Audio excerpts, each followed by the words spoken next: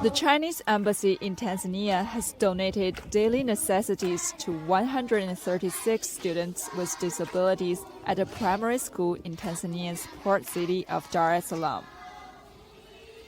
The donation to Uhuru Machanganiko Primary School on Friday included food, medicines, clothes, cooking wares, and bedding stuff.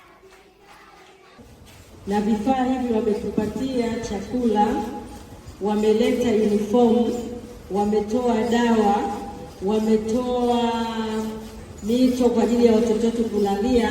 Vifaa vingi vimepokelewa. Chen Mingjian, Chinese ambassador to Tanzania, said at the event that love and care for people with disabilities is a long-term task that requires concerted participation and efforts by more people, institutions, and countries.